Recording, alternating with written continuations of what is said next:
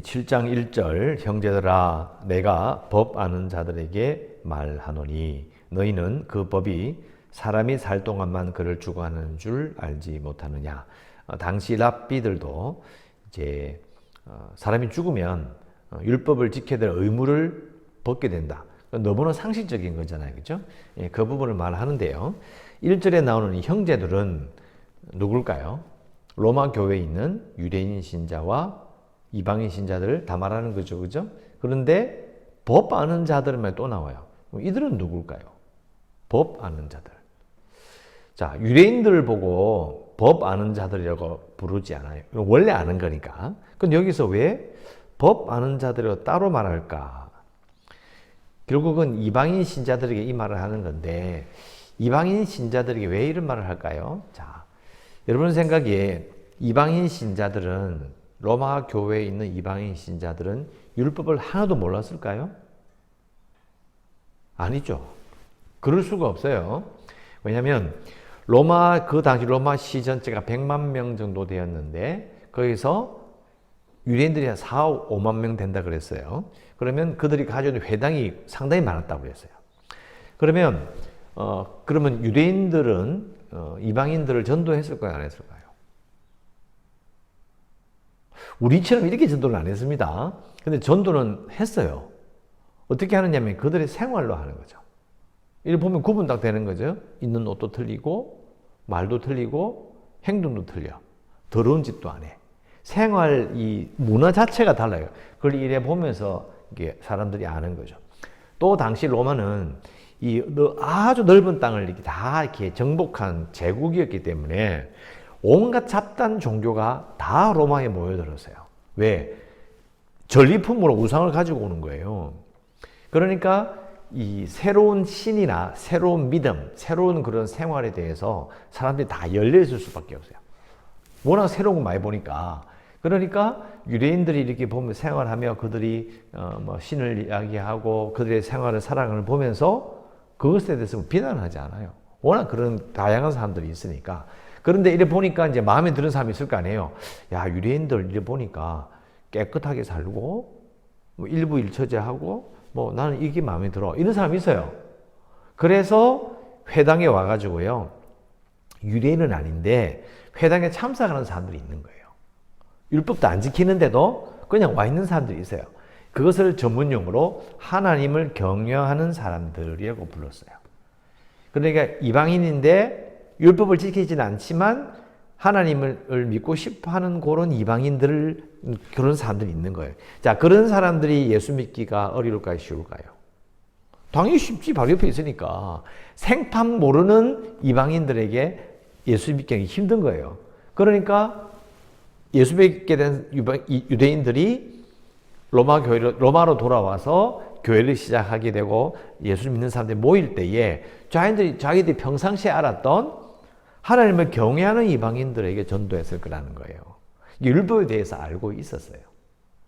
어느 정도는 이제 기초 교육을 받았을 거라고 봐요. 자, 조금 더 깊이 이야기하면 여러분 여호수아서를 쭉 읽었을 때 여러분 생각에 가나안 땅에 있는 사람들 중에서 최초의 개종자가 누구죠? 최초의 개종자. 라합 있잖아, 라합. 여리고. 그죠? 이 라합은 이방인인데요. 자기 입으로 하나님을 막 경외하더라. 상천하지 이런 하나님이 없다. 왜요? 소문을 들었다는 거예요. 이집트에서 나올 때에 10가지 재앙과 바다를 가르고 전쟁 이기게 하시고 우리의 간담이 녹았다. 기억나십니까? 그러면서 하나님이 상천하지의 최고의 신이시다. 하나님을 경외하는 자인 거예요. 그런데 사실은 예배 참석한 그것도 아니잖아요, 또. 그런데 하나님을 경외하는 마음을 딱 가지고 있는 거예요. 그런 사람을 전문용어로 문의 개종자라고 제가 설교를 했어요. 문의 개종자. 문이 뭐예요? 열고 닫는 그 문이야. 그러니까 아직 문을 열고 유대교로 아니면 이스라엘 백성으로 들어오진 않았어. 근데 문 앞에 딱 서 있는 거예요. 문의 개종자라고 불리는 그런 사람을, 그런 계층이 생긴 거죠. 그걸 이제 라합으로 예를 들고 그런 사람들이 이 로마 시대 사람들이 그 사람들을 하나님을 경외한 자들이라고 불렀고 이 기초 구약과 율법을 교육받았던 사람들 중에서 이들이 아마 예수님에 대한 복음을 듣기가 훨씬 쉬웠을 것이고 이렇게 가까이 있었기 때문에요. 그렇게 됐다는 거죠. 그래서 이제 율법을 어느 정도 알았어요. 그게 누구냐? 법 아는 자들이라고 표현하는 거죠. 또한 이 편지를 받을 때 법 아는 자들도 읽고 또 누가 이걸 읽어요? 당연히 유대인 신자도 읽게 되는 거죠. 그래서 법 아는 자들이라는 이 표현에서 로마 교회의 상황을 우리가 좀 더 미루어 짐작해 볼 수 있습니다. 2절에 남편이 있는 여인이 그 남편 생전에는 법으로 그에게 매여인 바 되나 만일 그 남편이 죽으면 남편의 법에서 벗어나느니라. 이건 너무나 당연한 거 아닙니까? 남편이 죽었는데 뭐 어떻게 하겠어? 그죠? 그 당시 법도 남편이 죽거나 아내가 죽으면 그러면 결혼에 대한 의무, 이 모든 게 다 사라지게 되는 거죠. 관계가 딱 끊어지는 거예요. 그리고 3절 그러므로 만일 그 남편 생전에 다른 남자에게 가면 음녀라. 그러나 만일 그 남편이 죽으면 그 법에서 자유롭게 되나니 다른 남자에게 갈지라도 음녀가 되지 아니하느니라. 그러므로 내 형제들아 너희도 그리스도의 몸으로 말미암아 율법에 대하여 죽임을 당했으니 예수님이 죽으신 것처럼 너희들도 율법에 대하여 죽었다. 그러니까 어떻게 돼요? 그러면 이미 관계 끝나버린 거예요. 그죠? 끝나버렸고 이는 다르니 곧 죽은 자 가운데서 살아나신 이에게 가서 우리가 하나님을 위하여 열매를 맺게 하려 함이라. 자, 2절, 3절은 이제 왜 이 말을 하는 걸 금방 눈치챌 수 있어요. 남편으로 비유되는 게 뭐죠? 율법인 거예요. 그러니까 너희들은 유대인으로서 그 율법을, 그 법을 아는 자로서 율법을 남편 삼아 사는 아내와 같다라는 거예요. 그 남편이 다 죽어버렸어. 그러면 남편이 자유로워지잖아요? 이렇게 이야기하는 거죠. 율법이 남편이었는데 그 남편이 죽은 것과 같아. 또 반대로 4절에 너희도 그리스도의 몸으로 말미암아 율법에 대하여 죽임을 당했다. 그러니까 무슨 말이에요? 아니면 남편은 살아있는데 율법이 지금 다 지킨 사람 많이 있잖아요. 그죠? 있었는데 너희들이 죽었다 이야기하는. 그러면 어차피 남편이 죽든 지가 죽든 간에 어쨌든 그 결혼 생활은 어떻게 됐다는 거예요? 끝났다는 거예요. 그럼 율법에 관계가 있어요? 없어요? 없다는 거예요. 그렇게 비교하는 거죠. 그러니까 전 남편과의 생활이 끝났고 새로운 결혼 생활이 시작되라는 비유로 설명을 딱 하면 이해가 탁 되는 거예요. 이제 끝났고 새로운 게 시작됐구나. 그래서 4절에 보면 다른 이곳 죽은 자 가운데서 살아나신 이 누구예요? 예수님이잖아요. 에게 가서 이 간다는 말은 뭐냐면 예수님께 속하여 이런 말이에요. 예수님께 속하여 우리가 하나님을 위하여 열매를 맺게 하려 합니다. 자, 예수님께 속한다는 말은 뭐예요? 예수님과 결혼 생활을 다시 시작한다 이 말이에요. 아까 남편이 죽으면 재혼한다 그랬잖아요. 바로 그 말이에요. 예수님께 가서 결혼 생활을 시작하게 되는데 그래서 우리가 하나님을 위하여 열매를 맺게 하려 함이라. 왜요? 살려주신 이가 하나님이시니까 결국은 새 결혼 생활은 새로운 생활은 하나님을 위하여 사는 것이 되어야 한다. 자, 좀 더 설명은 그렇습니다. 여러분이 만일 죄송합니다. 결혼하진 않으셨으니까 자, 어떤 형편으로든 간에 자, 다시 결혼 생활을 시작하게 됐어요. 그런데 새 생활을 시작하면 여러분 어떤 꿈을 가져요? 아주 다르게 살아봐야지. 이런 생각 안 가지겠어요? 그런 생각 해보신 적 있죠? 내가 새로 결혼하면 좀 다르게 살아봐야지 생각하셨죠? 이런 건 하지 말고, 이런 건 해보고, 전에 이런 실수를 했으니까 이런 실수를 반복하지 않고 생각을 다 하잖아요. 그런데 새로운 결혼 생활을 시작하면서 내가 저번에 결혼 생활을 해봤으니까 내가 그대로 해야지. 이런 사람이 있어요, 없어요? 그건 바보 등신이에요. 그죠? 그러니까 율법과의 결혼 생활이 끝났어. 그러면 새 결혼 생활 시작하는데 어떻게 살아야 되겠어요? 꿈이 있고 목표가 바뀌어버리고 다른 걸 생각하잖아요. 그게 뭐냐면 하나님을 위하여 열매를 맺어가는 거예요. 그런 뜻이에요. 자, 이 부분을 이제 어려운 이야기는 안 해요. 이제 새 시대와 옛 시대, 새 시대, 옛 남편, 새 남편 이렇게 생각하시면 돼요. 어렵지 않아요.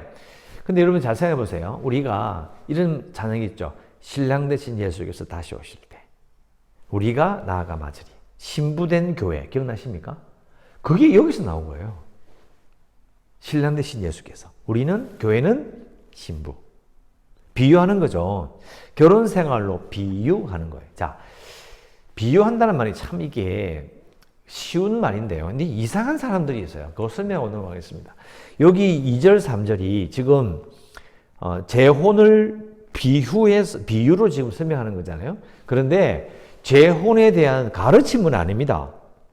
뭐가 차이가 나죠? 자, 생각해 보세요. 재혼을 가지고 비유를 쓰는 거예요. 그러면 재혼에 대한 가르침이 아닌 것과 뭐가 차이가 있죠? 자, 재혼에 대한 가르침으로 읽는 사람은요, 2절, 3절을 봐라. 재혼할 때 이렇게 하면 안 된다. 이렇게 읽어요. 근데 지금 재혼에 대해서 말하는 게 주제예요? 아니잖아요, 지금. 재혼이 아니고, 그 재혼에 대한 이 비유로 말미암아, 율법은 남편이고, 죽은 남편, 아니면 내가 죽어버리는 파토난 결혼 생활이고, 새롭게 시작되는 결혼 생활이 예수님과의 관계다. 그걸 설명하고 싶은 거잖아요. 그런데 그건 싹 빼쁘고, 봐라, 2절, 3절 봐라. 이거 재혼하면 이렇게 하면 안 된다. 이렇게 이야기를 한다는 거예요. 근데 실제로 이렇게 읽는 사람들이 있어요. 비유는 비유인데, 비유를 법으로, 가르침으로 읽어서 이상한 생각하는 사람들이 있는 거예요. 솔직히 이거 보면, 실제로 남편이 살아있으면 시집 못 가면 어떻게 살아요? 실제로 사람들은 그러면 이 당시 사람들은 남편이 결혼사니 파토가 나도 전 남편이 살아있다고 시집 갔어요, 안 갔을까요? 시집 갔어요. 말이 안 된다니까요. 현실적으로 또 여자가 만일 결혼생활이 끝났는데 여자 혼자 힘으로 살아갈 수 있냐고요. 그 당시 사람들이. 못 살아갑니다. 일반 사람들은 너무너무 어려워요. 귀족들이나 뭐 헤어지면 저 아버지 댁에 가면 된다 그러지만 이 당시 사람, 대부분의 사람들은요, 결혼을 하다, 이 결혼이 깨지고 나면 여자들은 생계가 막합니다. 어려워요. 부모한테 돌아가면 부모는 얼마나 짜증나겠어. 자기도 힘든데. 그러니까 생각해 보세요. 이것은 현실적으로 재혼은 이렇게 해야 된다. 이렇게 말하고 있는 게 아닌 거예요. 근데 성경을 읽으면 이 가르침과 비유, 이게 법과 비유를 헷갈리는 사람이 되게 많아요. 어렵게 말하면 이런 사람들은 국어 실력이 부족한 거예요. 국어 실력이 부족하면 어떤 일이 생기죠? 이단이 생기는 겁니다. 이상한 생각을 하는 거예요. 비유입니다, 비유. 그렇게 해서 남편된 율법과 그 전의 신앙생활. 지금은 남편이 바뀌어 있어. 끝났어. 새 남편으로 새 출발을 해야 된다. 이 말을 하고 싶어 하시는 거죠. 새 출발하면 어떻게 되느냐? 옛날처럼 살지 말고 하나님을 위하여 열매 맺는 삶으로 새롭게 시작해라. 이런 이야기가 되는 거죠. 정말 기가 막힌 비유인 거예요. 그리고 5절, 우리가 육신에 있을 때에는 율법으로 말미암는 죄의 정욕이 우리 지체 중에 역사하여 우리로 사망을 위하여 열매를 맺게 하였다. 육신에 있을 때 아니면 율법과 결혼생활을 했을 때 이 비유가 되겠죠. 그때는 율법으로 말미암는 죄의 정욕이 우리 지체 중에 있었다. 결국은 사망을 위하여 열매를 맺다. 앞에 보면 4절에 뭐라고 되어 있어요? 하나님을 위하여 열매를 맺어야 되는데 옛날에는 사망을 위해 열매를 맺었다는 거예요. 그러니까 율법을 말미암는 죄, 또 이방인도 마찬가지. 이방인이든 유대인 전부 똑같이 죄인이기 때문에 결국은요, 여러 가지 세속적이고 잘못된 가치, 잘못된 생각 그렇게 살아왔다는 거예요. 그러니까 결혼 생활을 떠올리면 돼요. 아, 이래 살면 안 되는데. 근데 현실적으로는 그게 잘 안 되잖아요. 그렇다고 해서 막 결혼식 때려칠 수도 없는 것이고. 이건 비유인 거죠, 비유. 비유로 율법과의 결혼 생활, 죄와의 결혼 생활이 그걸 했는데, 그걸 이제 딱 끝났다는 거예요. 다 끝내버리고, 새롭게 시작하자. 6절, 이제는 우리가 얽매였던 것, 앞에 나오는 남편과 아내의 혼인 관계, 옛 시대, 옛 관계, 힘들었던 결혼 생활에서 죽었다. 끝났다는 거죠. 그래서 율법에서 벗어났으니 이러므로 우리가 영의 새로운 것으로 섬길 것이요 율법 조문에 묵은 것으로는 아니할지라. 이제 계속 비유로 나오잖아요. 남편, 아내. 근데 전 남편 죽고 이제 이혼이 아니라 이제 홀로 남게 된 아내. 옛 시대와 새 시대. 전 남편, 새로운 남편 이렇게 계속 비유가 되는 거죠. 대비되면 설명하면서 마지막에 영의 새로운 것, 율법 조문의 묵은 것. 전 남편 옛날 결혼 생활은 율법 조문의 묵은 것. 지금은 예수님과 결혼하는 것으로 비유하며 영의 새로운 것 이렇게 말하고 있는 거죠. 자, 요번 뒤에도 나오니까 설명드려요. 그래서 요 이야기는 7장 25절까지 계속됩니다. 새로운 시대에 어떻게 할 것인가. 7장 25절까지. 율법의 속박. 그러니까 전 남편이 죽고 나서 자유롭게 된 그 여인의 마음. 그러면서 새로운 남편을 맞이하게 된 그것이 어떻게 흘러가는지를 계속 도전하며 설명합니다. 자, 기도 제목은 사제에 나오는 그대로 끝에 나오는 것처럼 하나님을 위해 선한 열매를 맺는 하나님을 위하여 선한 열매를 맺는 교회가 그리고 성도가 되기를 원합니다. 이렇게 기도하면 되겠습니다. 하나님을 위하여 선한 열매 맺는 교회와 성도가 되기를 원합니다. 라고 기도하시고요. 우리 교회가 구원의 방주가 될 수 있도록 또 재개발을 위해서도 연약한 성도들을 위해서 또 선교지를 위해서 이번 주에 당회하면서 우리가 선교지 또 돕기를 결정을 했는데요. 이게 스라임별 지역이 이제 가뭄이 좀 있은 데다가 이제 그 우물이 없어요. 우물이 없어. 산에서 내려오는 그 물로 했는데 그게 물이 없어요. 그래서 우물을 파기로 결정을 했고 우물을 파면 우물 위에 물탱크를 만들어 해야 되고요. 물탱크 놓으면 밑에 이제 물 많이 떨어지잖아요. 그러면 거기를 콘크리트로 이렇게 또 타일도 붙이가 이렇게 그 땅이 안 젖도록 만들 때는 그런 것들. 그리고 전기가 있잖아요. 전기선이 들어오고 있었는데 지나간 트럭이 첩불해서 전기선이 끊어진 거예요. 끊어지면 그 선을 챙겨놔야 되는데 그 누가 잘라 뚫고 가붙는 게 없어요.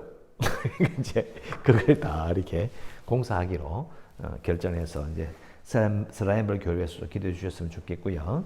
자, 우리가 제가 저때 말씀드린 것처럼 2020년도 우리 전 세계 2, 4분기, 2분기 경제 성장률을 보니까 영국이 마이너스 60%예요. 그리고 프랑스가 마이너스 55%, 스페인이 마이너스 52%, 미국이 마이너스 31%, 일본이 마이너스 27%예요. 이게 엄청난 충격이에요. 뭐 때문에? 코로나 때문이에요. 우리나라 몇 프로냐? 마이너스 3.3%예요.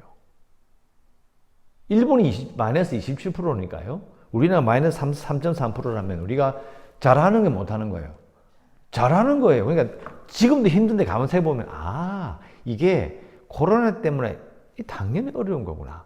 그래도 우리가 나으니까 우리가 잘 참아보자. 이게 이런 마음을 품는 게 그 당연한 거 아니에요? 영국에 있는 내 선교사 후배도요. 이야기 들어보면 그거 난리 나도요. 욕 안 한대요. 마이너스 60%면 거의 망한 수준이에요. 그런데도요. 서로 막 힘내자. 코로나 때문에 어려우니까 우리 잘 견디자. 이렇게 지금 사회 분위기가 돌아가고 있는 거예요. 근데 우리나라를 위해서 기도해야 돼요. 나라가 안정이 되고 어려워도 예수 믿는 사람들이라도 우리가 잘 견디고 있다. 힘내자. 이렇게 말하는 게 맞는 거죠. 그래서 이겨낼 수 있도록 나라를 위해서 꼭 기도해야 되고요. 그리고 북한을 위해서. 북한은 또 얼마나 어렵겠어요. 진짜 어려울 거예요. 북한을 위해서 꼭 기도해 주시고요. 그리고 여러분의 생을 위해서도 기도하시고 오늘도 은혜 가운데 살아가시기를 주의 이름으로 축원합니다. 기도하겠습니다.